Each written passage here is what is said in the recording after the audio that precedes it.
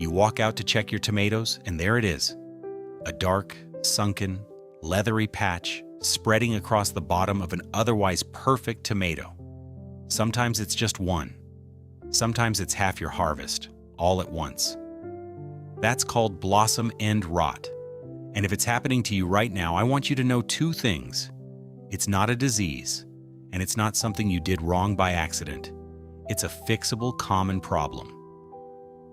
And one ingredient you might already have sitting in your fireplace or wood stove can be a real part of the solution. By the end of this video, you'll know exactly why this is happening, how to tell what's actually causing it in your garden, 4 different ways to use this one ingredient, and the mistakes that can make things worse instead of better. Maybe you think you're overwatering. Maybe you think it's a fungus or a pest. Maybe you've already sprayed something on it and nothing changed. Here's the truth. Blossom end rot happens when a developing tomato, pepper, squash, or watermelon can't get enough calcium to that fruit while it's forming. And that can come from low calcium in your soil, inconsistent watering that disrupts how the plant moves calcium around, or both at once. So the fix isn't just one thing. It's making sure your plant actually has the calcium available and that it can access it consistently. Welcome back to Senior Green Haven, where we keep gardening simple, natural, and budget-friendly, no matter your space or experience. If that's the kind of gardening life you're building, go ahead and hit subscribe and tap the bell so you never miss a tip like this one. Let's get into what this ingredient actually is. That ingredient is wood ash, plain ash left over from burning untreated wood in a fireplace, wood stove, or fire pit. Here's why it matters. Wood ash is naturally rich in calcium, often making up 1/4 to half of its content, along with smaller amounts of potassium and phosphorus. It doesn't contain nitrogen, so it's not a complete fertilizer on its own. But for the calcium piece of the blossom end rot puzzle, it's one of the most accessible natural sources most of us already have sitting around. Here's the part that's easy to miss. Wood ash is also strongly alkaline, with a pH somewhere around 10 to 12. That means it doesn't just add calcium, it also raises the pH of whatever soil it touches. That's genuinely useful if your soil is acidic, since it helps free up nutrients your plants couldn't access before. But it also means this isn't a more is better situation. Too much, or using it on soil that's already neutral to alkaline, can actually cause problems instead of solving them. Which is exactly why we're going to cover the cautions in detail before you touch a single handful. Before you go dump ash on everything, it's worth a couple minutes to actually confirm what you're dealing with, because not every case of blossom end rot has the same root cause, and this trick won't help equally in every situation. Take a look at your watering habits over the last couple weeks. If you've had stretches where the soil dried out completely, followed by heavy watering, that inconsistency is very likely playing a role, regardless of how much calcium is in your soil. If your watering has actually been steady and you're still seeing rot, low soil calcium becomes a much more likely culprit.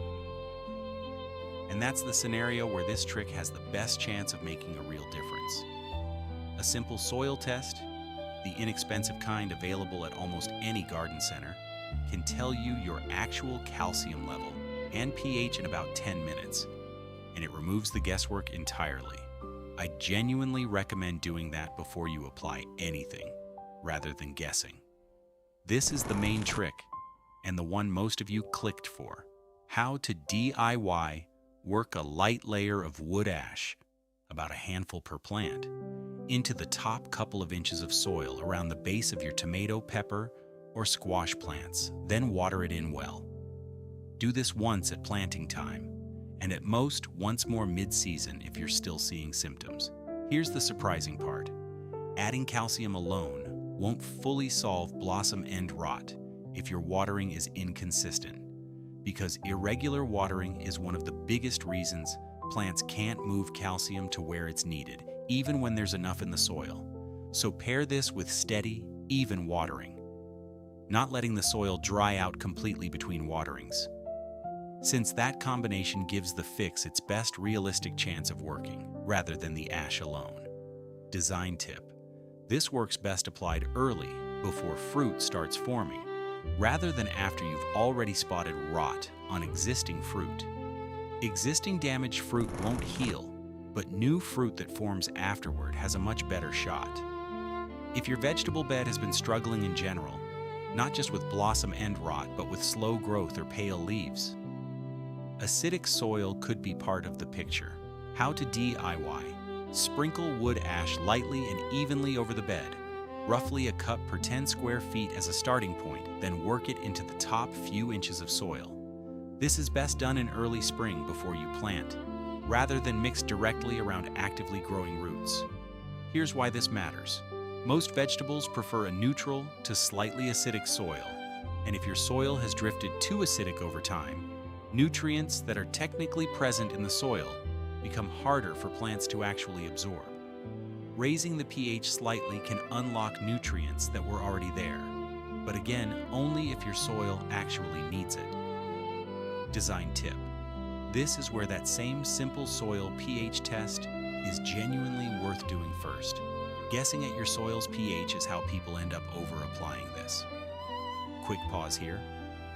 If you've been dealing with blossom end rot this season, smash that like button. It genuinely helps this reach more gardeners dealing with the exact same problem right now. Let me know in the comments which of your plants have been hit hardest this year, and whether your watering's been consistent or a little chaotic. I read every single one, and it helps me know what to cover next. This one's less about feeding the plant and more about protecting it. How to DIY. Sprinkle a thin ring of dry wood ash directly around the base of plants being bothered by slugs, snails, or other soft-bodied pests. The natural salts in the ash can be irritating enough to deter them from crossing it. Here's the catch. This only works while the ash stays dry. The moment it gets rained on or watered over, the salts wash away and the barrier stops working, so you'll need to refresh it after any rain if pests are still an active problem. Design tip. This is a nice low-effort layer of protection, but it shouldn't replace your main pest control strategy. Think of it as one extra line of defense, not the whole plan. If you compost, this is a simple way to fold wood ash into what you're already doing. How to DIY. Sprinkle a few handfuls of wood ash into your compost pile occasionally as you build it, mixing it in rather than dumping it in one thick layer. Here's why this helps.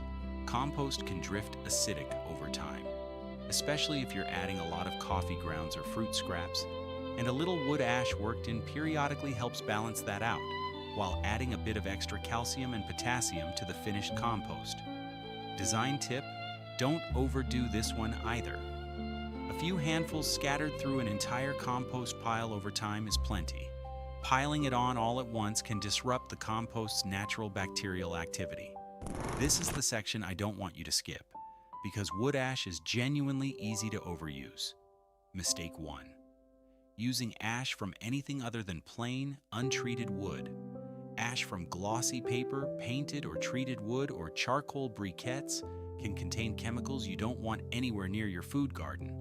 Only use ash from wood you know is untreated. Mistake 2. Applying too much, too often. Because wood ash is so alkaline, repeated heavy applications can push your soil pH too high over time, which actually makes it harder for plants to absorb nutrients, the opposite of what you're going for. Stick to light applications and space them out. Mistake 3. Using it anywhere near acid-loving plants. Blueberries, azaleas, rhododendrons, and camellias specifically need acidic soil to thrive, and wood ash will work directly against that. Keep it in your vegetable beds and away from these. Mistake 4. Skipping a soil test. If you genuinely don't know your soil's current pH, you're applying this a bit blind. A basic test removes the guesswork and tells you whether you actually need this at all. Mistake 5. Applying it right before a heavy rain.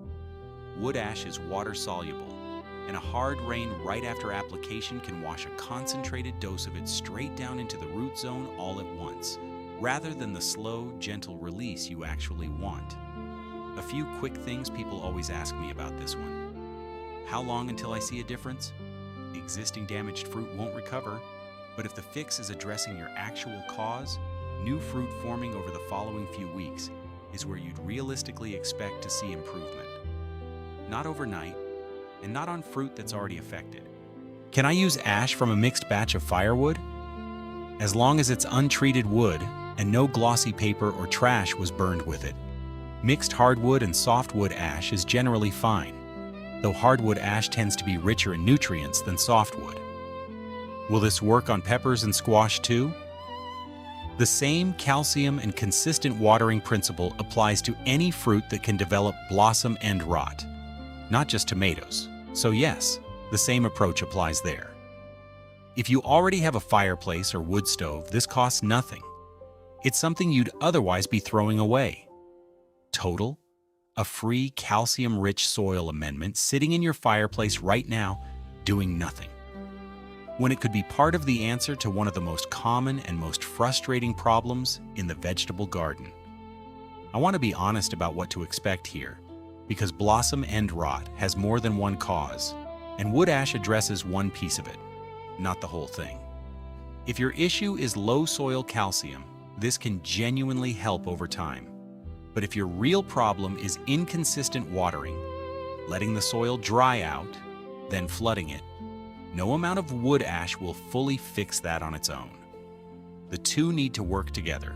Steady watering, plus this calcium boost where it's actually needed, gives you the best realistic shot at fewer affected fruit as the season goes on.